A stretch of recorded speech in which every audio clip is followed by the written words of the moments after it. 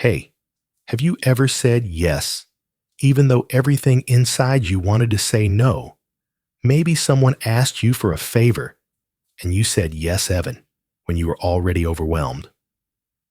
Maybe a coworker handed you an extra task and you smiled and took it, even though your own work was piling up.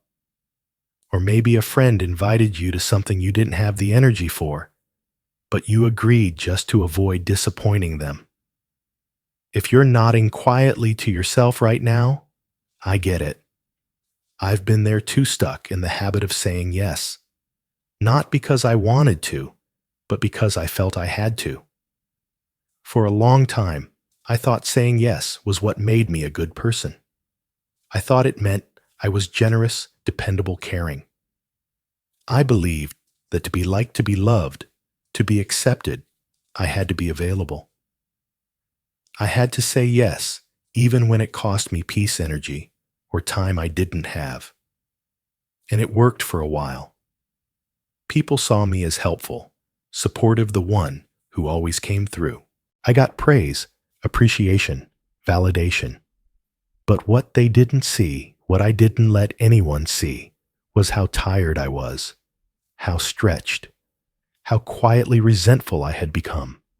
Saying yes all the time doesn't come without a cost. It chips away at your boundaries. It makes your life feel like it doesn't belong to you anymore.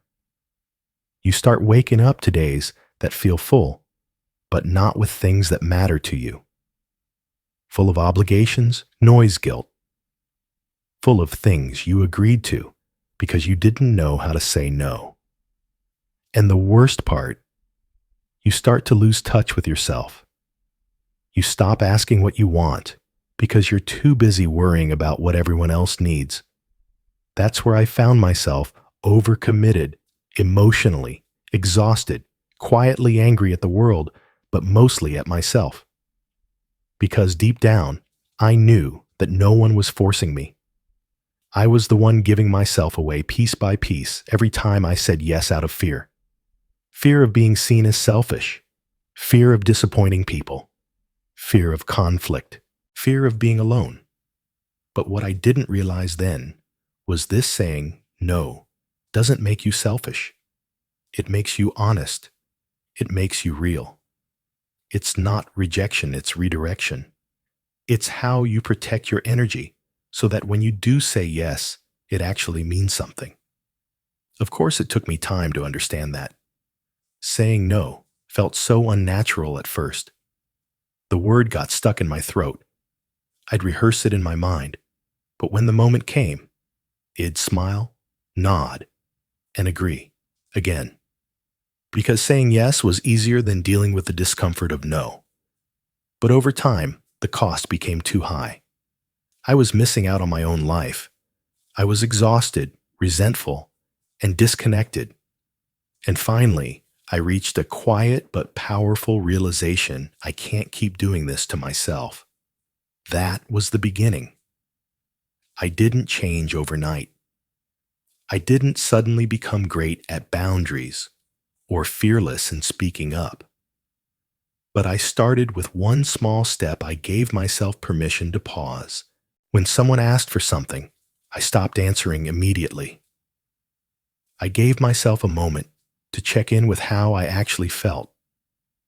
And in those pauses, I began to hear my own voice again. Not the voice of guilt, not the voice of fear, but the voice that had been drowned out for years, the one that quietly whispered, "You don't have to do this. You can say no." It was shaky at first. Sometimes I still said yes out of habit, but little by little, I started choosing differently. And every time I honored that no, I felt a little more free. It's strange how something as small as a word, just 2 letters, can feel so heavy. The first time I said no and meant it, I could feel my heart racing. My palms were sweaty. I kept replaying it in my head afterward, worried I had sounded cold or ungrateful. But then something happened that surprised me. Nothing fell apart. The world didn't end.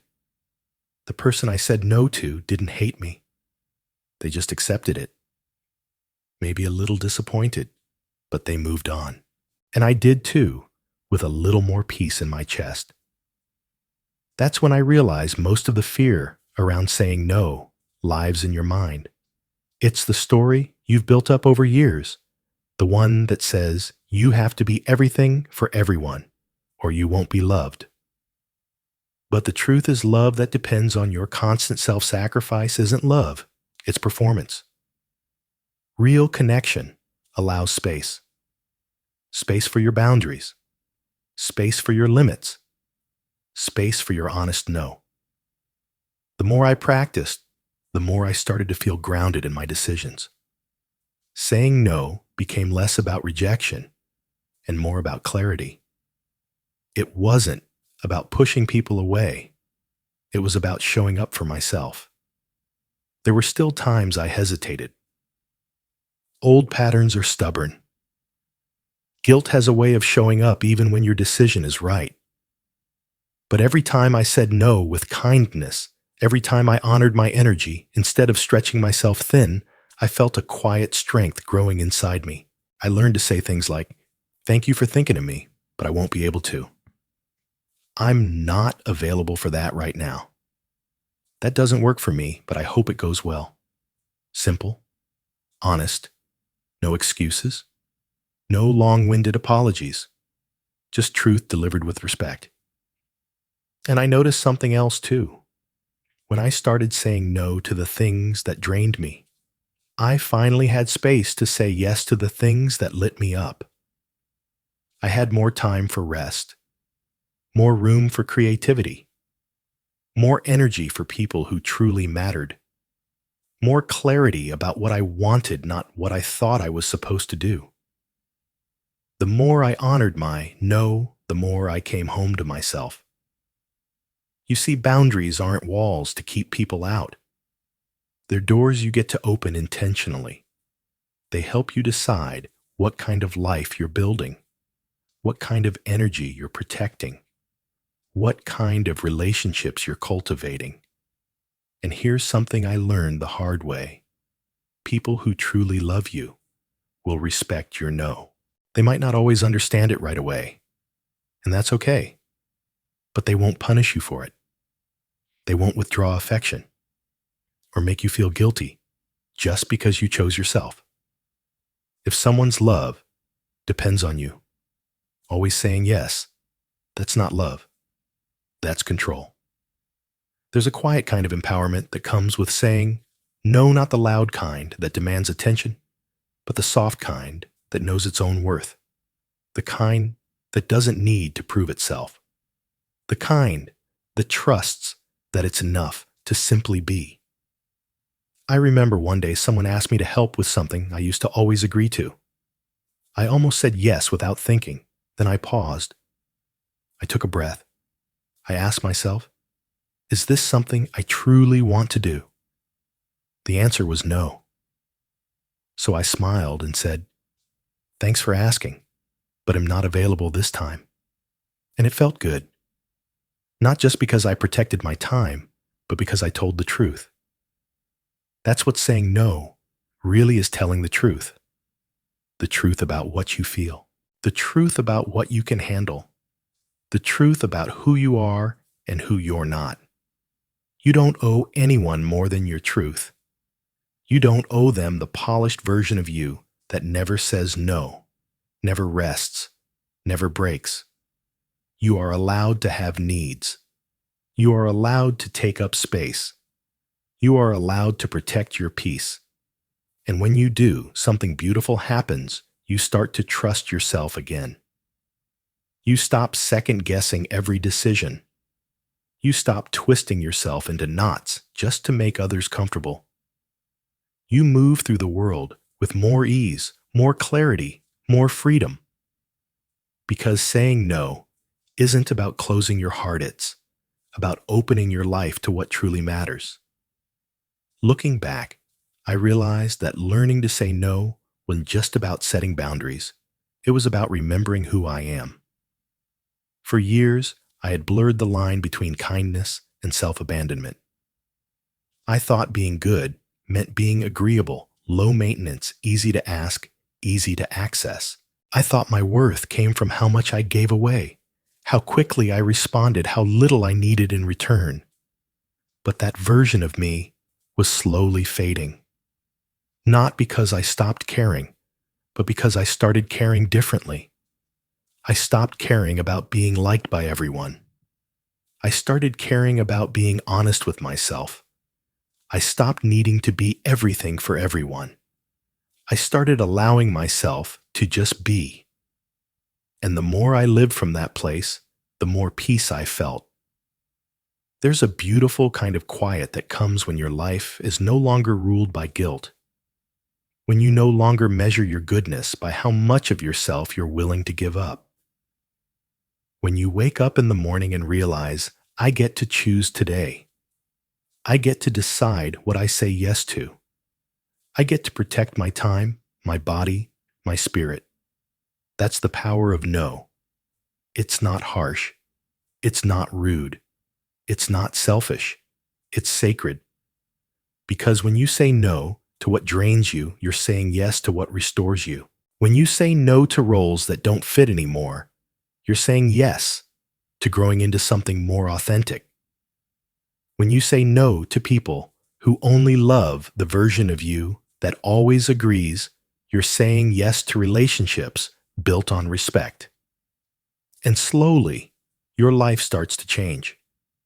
You begin to attract people who appreciate your honesty instead of punishing it.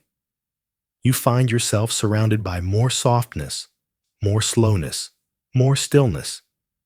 You discover you can offer your love more freely because it's no longer coming from a place of depletion, but from overflow. You give not because you're afraid to say no, but because your yes comes from truth, from choice, from presence.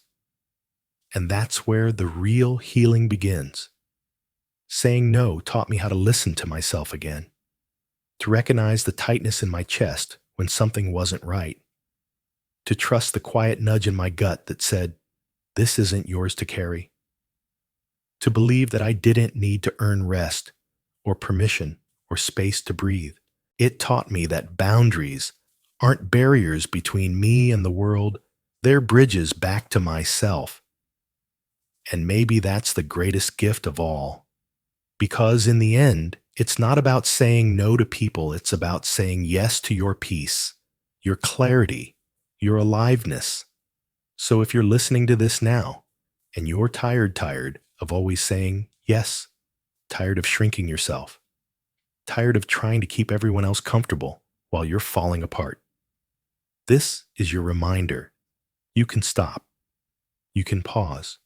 You can breathe. You can start saying no. Maybe not perfectly. Maybe not without guilt at first, but little by little, gently, honestly, in your own time. And with each no, you'll come home to yourself again.